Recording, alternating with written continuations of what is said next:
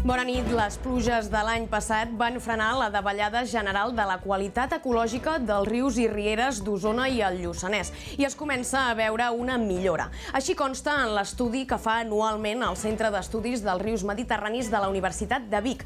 Durant el 2025 es van analitzar 37 trams fluvials d'Osona i el Lluçanès. On s'observa més canvi és als trams del Gurri, el Méder i el Rimentol, que han passat de tenir qualitats molt dolentes a qualitats intermèdies. Els que estan millor són, per exemple, el Ges, al seu pas per Torelló, o el Ter a Manlleu. Pel que fa als nutrients, els resultats han estat més diversos, mentre que per l'amoni i els nítrids els valors han millorat respecte al 2024. Amb tot, per aquest 2026 ja han començat els mostrejos. Per ara són optimistes i preveuen que es mantinguin i fins i tot millorin els resultats.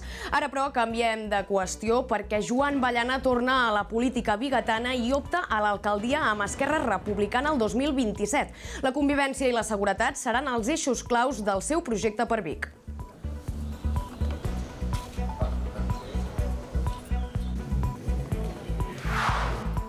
Un grup de persones de Centelles i la Garriga s'han unit amb el nom de Cent Park per compartir vivències i donar a conèixer la malaltia de Parkinson.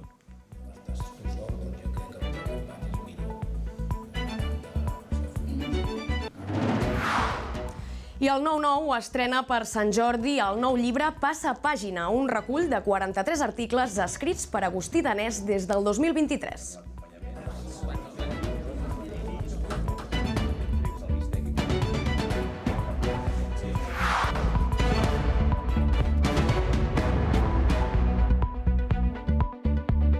Com dèiem, el 2025 va posar fi a la davallada general de la qualitat ecològica dels rius i rieres d'Osona i el Lluçanès. Tot plegat s'atribueix a les pluges després d'uns anys de sequera. Així consta en l'estudi que fa anualment el Centre d'Estudis dels Rius Mediterranis de la Universitat de Vic. Els resultats s'han obtingut després del mostreig de 37 trams fluvials. Tot i això, encara hi ha punts amb qualitats intermèdies o baixes. Les pluges de l'any passat van frenar la davallada general de la qualitat ecològica dels rius i rieres d'Osona i el Lluçanès i es comença a veure una millora.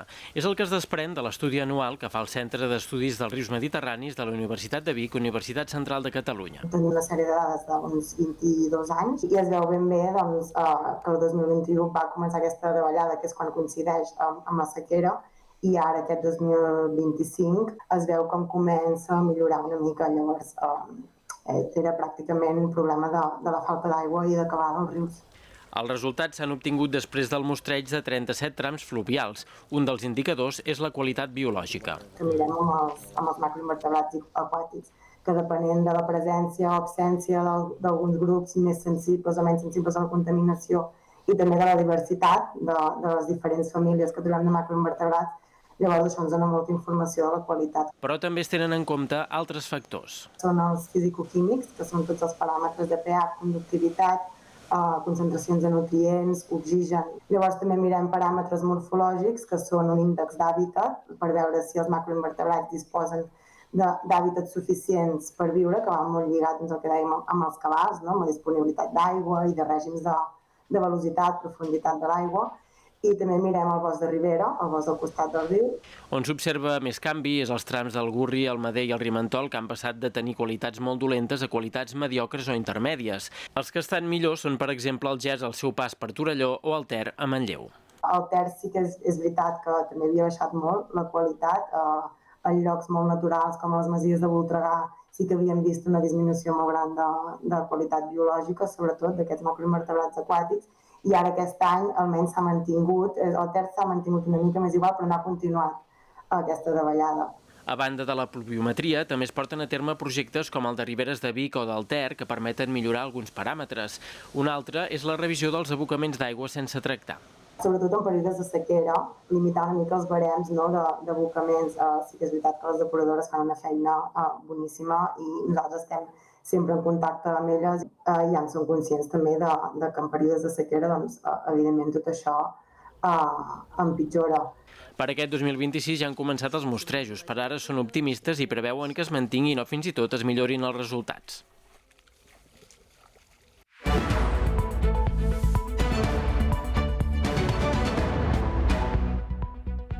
Joan Ballana torna a la política bigatana i es postula com a candidat a l'alcaldia per les eleccions del 2027 amb Esquerra Republicana.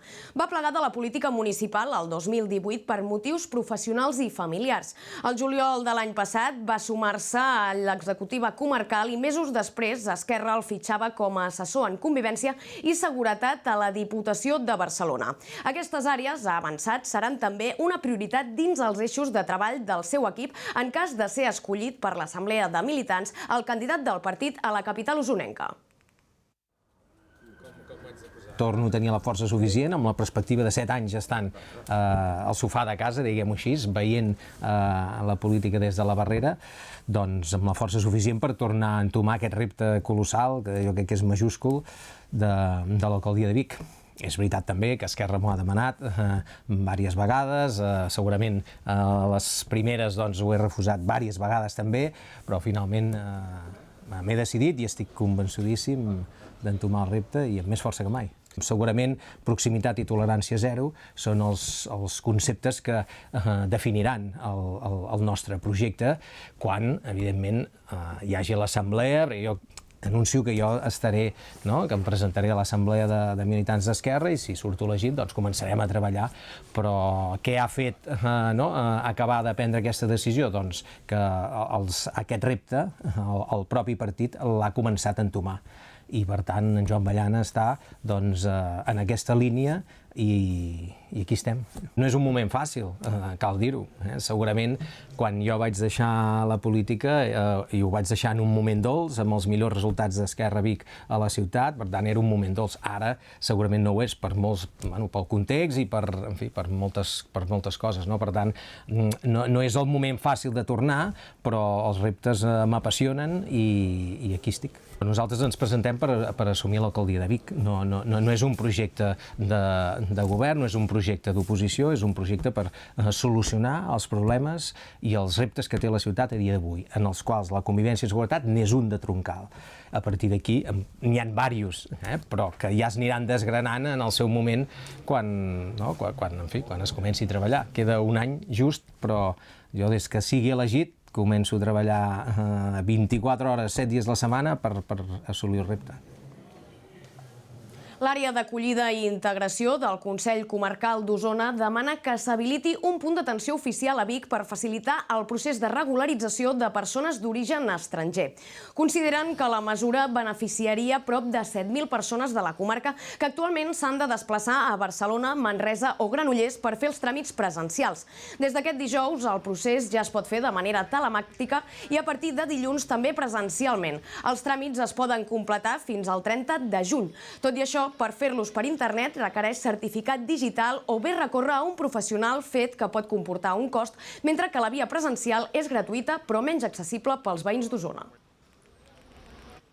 Degut al volum que previsiblement hi haurà amb aquesta regulació extraordinària, que estem parlant de possiblement 7.000-8.000 persones aquí a la comarca d'Osona, doncs es pugui habilitar l'oficina de la Seguretat Social o també la de Correus. Per què creiem que no les ha habilitat? Perquè Vic fa poc que ha arribat a 50.000 habitants. Nosaltres creiem que és de justícia que es pugui entomar des de Vic, tant a la Seguretat Social com a Correus. Des del Consell Comarcal hem fet una bona feina, hem fet una guia i hem fet una primera sessió per tècnics, farem una segona sessió per tècnics i la setmana que ve, i hem fet una guia explicativa on queda molt ben palès tota la qüestió. I farem 7 xerrades, si no m'equivoco, a diferents pobles de la comarca que estaran obertes tant a la ciutadania en general com a la gent interessada en aquesta regularització.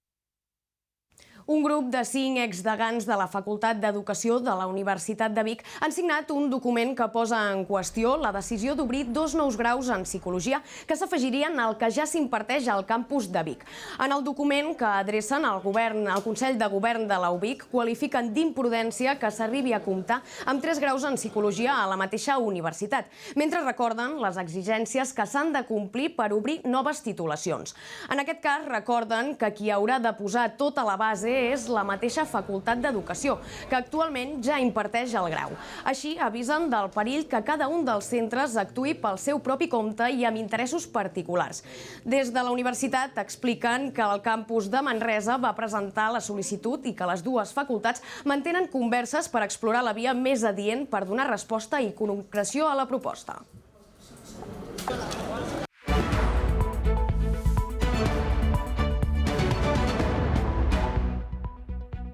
L'Ajuntament de Torelló ha obert el procés de licitació per instal·lar una coberta a la pista del barri de Montserrat. L'actuació, que forma part de la tercera fase de la remodelació de l'antic camp de futbol i té un pressupost de 828.000 euros, té com a objectiu combatre les inclemències meteorològiques. La pista poliesportiva, situada al solar de l'antic camp del Montserratí de Torelló, quedarà coberta abans d'acabar l'any.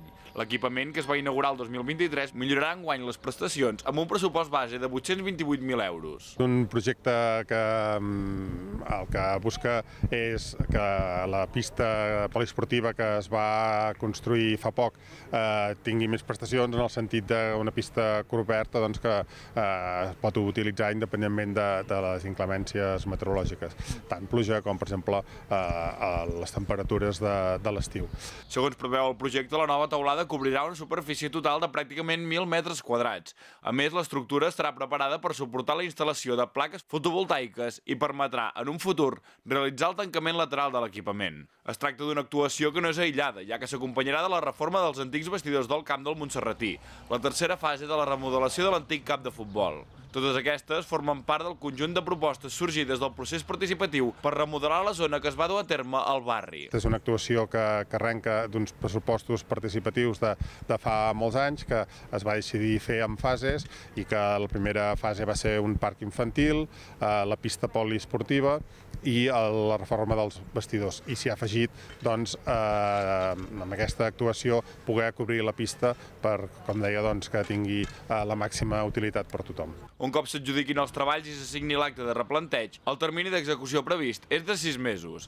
La pista coberta podria ser una realitat abans d'acabar l'exercici de 2026. El termini de presentació d'ofertes acabarà el proper 21 d'abril.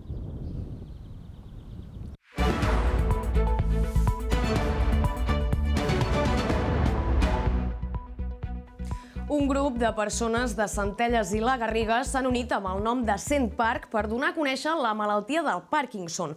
Sota el lema Fem-ho visible, els integrants del grup comparteixen vivències d'una malaltia que consideren encara poc coneguda. Rigidesa muscular, tremolor, pèrdua de l'olfacte o moviments incontrolats són alguns dels símptomes més típics del Parkinson. La majoria els tenen en comú els membres de Cent Park, un grup de persones de Centelles i la Garriga que s'han unit per compartir vivències i donar a conèixer la malaltia. Cuando me dijeron que tenía Parkinson, como los demás, te hundes, porque piensas que es complicado, sientes la información que tienes y la información que hay en el Parkinson es en el temblor. Es complicado de entender. Solamente lo pueden entender la gente que, como nosotros, que los padecen. Sota el lema Fem-ho visible, tots els integrants del grup comparteixen l'impacte que va tenir en ells el diagnòstic de la malaltia, que creuen que encara és poc coneguda. Con la agrupación esta, pues ha venido de maravilla, por lo menos para los de aquí del pueblo. Somos pocos, pero con mucha ilusión y muchas ganas de hacer cosas. Sobre todo, de tirar para adelante y poder comenzar a ayudar a la gente. La iniciativa neix al voltant del cap de Centelles de la mà de la terapeuta ocupacional Montse Gavaldà, que acompanya els malalts. Què passava a Centelles? Que hi havia persones que no tenien la capacitat d'agrupar-se perquè havien d'anar a Vic o havien d'anar a Granollers. Llavors, per què no començar a agrupar la gent allà al lloc on viuen? A començar a fer un grup de persones, primer en un entorn formal, com és el CAP, on les persones amb Parkinson que viuen en un mateix lloc puguin començar a compartir la malaltia.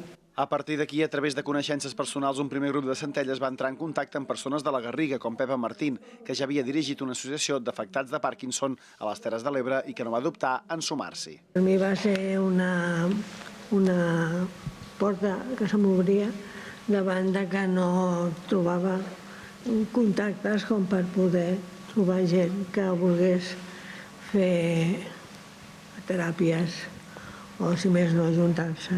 De fet, dissabte 11 d'abril, coincidint amb el Dia Mundial del Parkinson, van organitzar un acte a la Casa Pujol de Centelles, que va ser la carta de presentació pública de la iniciativa. Precisament la idea és impulsar accions com aquesta. És que per ser que som un grup molt reduït de persones i que fa molt poc que ens juntem, va ser una grata sorpresa veure la quantitat de gent que va venir i l'interès que hi havia. Quin és el nostre objectiu, cap a on volem anar, posant-nos d'acord a com fer-ho i tirar endavant. I ben segur que allò que ens proposem ho aconseguirem. Per tot plegat, els membres de Cent Parc pensen que la jornada ha suposat un impuls de motivació i il·lusió i ara esperen que la idea serveixi a altres pobles petits. La presidenta de la Fundació Vicent Ferrer, Anna Ferrer, rebrà el Premi Ciutat de Vic que organitza l'Associació Amics de la Ciutat de Vic. El lliurament del premi serà l'11 de maig a l'Atlàntida de Vic i es podrà veure a través del Nou Televisió després de la signatura del conveni entre l'associació i el grup editorial El 99. Després de les dues primeres edicions del Premi Ciutat de Vic que es van atorgar al doctor Joan Massaguer el 2022 i al tenor Josep Carreras el 2024, arriba la tercera edició. Des de l'Associació Amics de la Ciutat entregaran el premi a la britànica Anna Ferrer, cara visible de la Fundació Vicent Ferrer. Es tracta d'una ONG amb rellevància internacional que des de fa anys fa tasques de desenvolupament a l'Índia. Valorem tant persones físiques com entitats que tinguin uns valors que reportin coses a la societat. I en aquest any s'ha atorgat per primer cop a una fundació, que és la Fundació Vicente Ferrer, amb la figura de la seva viuda, que és l'Anna Ferrer, que és la directora actual de la fundació. I sempre mirem molt això, els valors humanístics i l'aportació a la societat. I la Fundació Vicente Ferrer no és només l'apadrinament, que és el que potser molta gent té en ment, sinó que es dedica molt a altres factors, com és el tema de la vivenda, l'educació, tot el tema de les disminucions i sobretot també el tema de la dona. Fa més de 55 anys que treballen a la Índia, a la zona de Nantapur, i també han fet extensibles les seves funcions a altres països. Aquest dijous es va signar un conveni de col·laboració amb la presència de Bet Codina, presidenta del grup editorial El 99, i Maria Rosa Varela, secretària d'Amics de la Ciutat. Un dels punts de l'acord és que el lliurament del Premi Ciutat de Vic s'emetrà per al Nou TV. Es farà l'11 de maig a 2:15 del vespre a l'Atlàntida de Vic. El formatge artesà català tornarà a ser protagonista aquest cap de setmana a Vic amb la 18a edició del Lactium. La fira reunirà 39 formatgeries artesanes al Parc Jaume Balmes i incorporarà noves categories al concurs Lactium, que també canvia de direcció. Aquest dissabte i diumenge torna el Lactium a Vic. La fira monotemàtica centrada en el formatge artesà català aquest any celebra un doble aniversari, el de la majoria d'edat en assolir la 18a edició i els 10 anys de la reubicació al Parc Jaume Balmes. Fa 18 anys el sector no era el que és avui, i això s'ha de reconèixer, I bé, i ara que celebrem els 18 anys, doncs sí, hem de celebrar-ho. Lactium ha esdevingut un altaveu de petits projectes o de projectes artesans formatgers. S'ha creat aquí un paisatge formatger molt pintoresc, molt divers, molt transversal, i bé, i això fa que, esclar, que tinguem que el Lactium, el mercat de Lactium, sigui un mercat molt variat i molt ric. El Lactium 2026 reunirà 39 formatgeries artesanes, 9 de les quals usonenques. En total, més de 200 formatges per tastar i comprar. D'aquestes formatgeries, 15 són noves respecte de l'any passat. Malauradament has de deixar formatgeries fora i, escolta, els dius, bueno, doncs l'any que ve ja tornareu, etc. Però esclar, és pel bé del projecte, no és un tema... I no és un tema menor, És a dir, bueno, des de sempre que hem pensat que era molt important renovar aquesta oferta expositiva per això, perquè és que el visitant ha de trobar coses noves. Muntem una fira amb 40 formatgeries, una fira de monoproducte, I totes aquestes formatgeries han de marxar contentes, han d'haver fet feina, tant a nivell de promoció com a nivell comercial. Una de les novetats d'aquesta edició és el relleu a la direcció del concurs Lactium, que passa a estar encapçalat per Bruno Cabral. També s'incorporen noves categories, formatges de pasta cuita o semicuita, formatges condimentats i fumats i iogurts i llets fermentades. El concurs reunirà més de 200 formatges. És senzillament donar resposta a allò que el sector està fent, no? Detectem que això que estan fent molts formatges de pasta cuita o semicuita, home, doncs potser és el moment de crear una categoria. Això ja ha deixat de ser una tendència per convertir-se en una realitat, és el moment. Paral·lelament, se celebrarà la 4a edició del Premi a millor pastís de formatge català. amb una quarantena d'inscrits i 22 finalistes. Durant les jornades també hi haurà l'aula del formatge de bon preu Esclat, amb una desena d'activitats divulgatives, el cheese bar i actuacions musicals en directe, entre altres activitats sempre relacionades amb els formatges.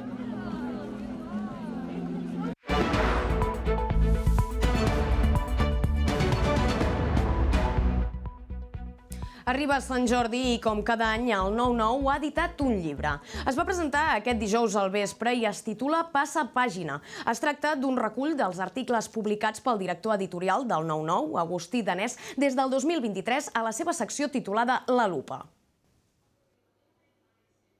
De l'amistat al canvi climàtic, de les idees al periodisme, passant pel feminisme, la paciència o el temps. I així fins a 43 conceptes que s'associen a 43 articles escrits pel director editorial del 9-9, Agustí Danés, en la seva secció La Lupa. És el contingut del llibre Passa pàgina, que es presentava aquest dijous, la contribució del 9-9 a la Diada de Sant Jordi. Aquestes anècdotes, que semblen petites, sempre es poden extrapolar i fer paral·lelismes i fer-les més grans i convertir-les en un article que a partir d'una qüestió com molt supèrflua doncs pugui tenir més sentit, perquè sempre intentes dir alguna cosa. La presentació va anar a càrrec del periodista de Catalunya Ràdio, Òscar Fernández, i del també periodista del País, Ramon Besa.